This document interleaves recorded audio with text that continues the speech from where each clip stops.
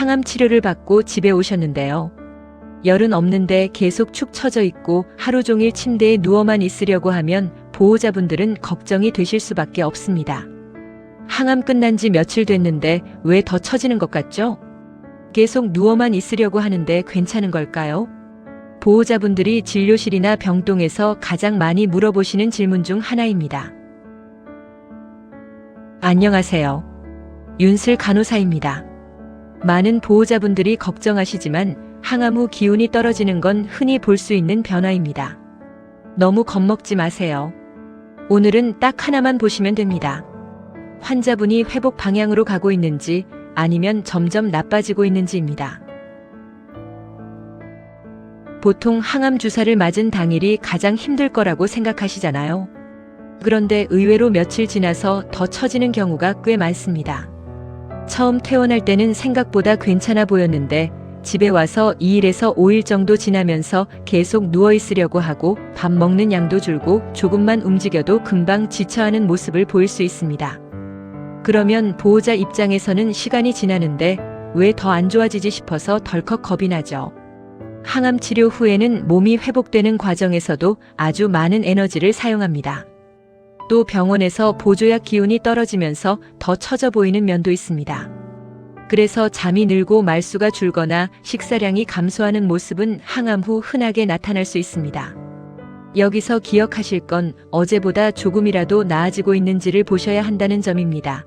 그래서 다른 환자분과 비교하지 마시고 우리 환자분이 어제보다 조금이라도 나아졌는지를 확인하시는 게 좋습니다. 그럼 환자분이 지금 잘 회복하고 있다는 건 어떻게 알 수 있을까요?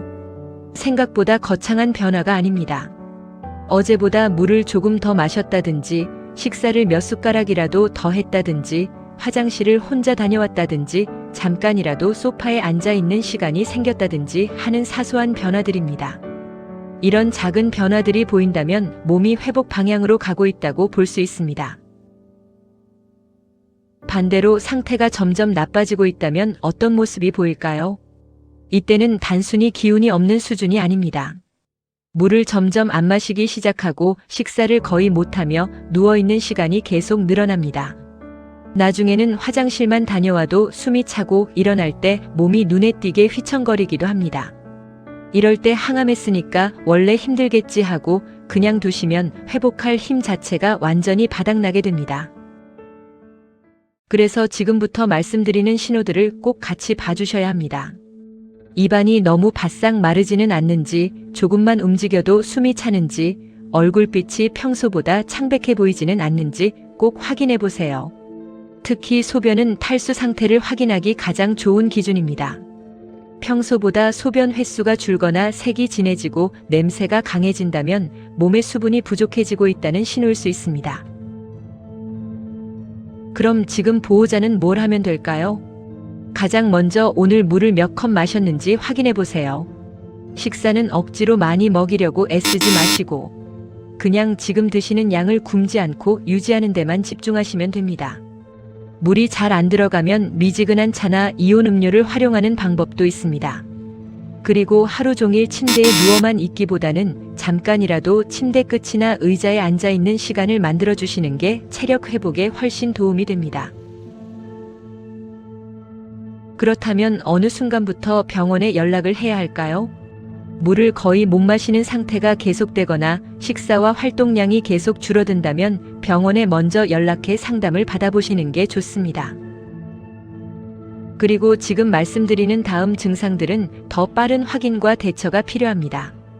38도 이상의 열이 나거나 가만히 있어도 숨이 차거나 평소보다 반응이 멍하고 느려질 때입니다. 또한 걸으려고 할 때 다리에 힘이 풀려서 주저앉거나 8시간 이상 소변이 전혀 나오지 않을 때도 마찬가지입니다. 특히 항암 치료 중 열이 나는 건 아주 위험한 감염 신호일 수 있어요.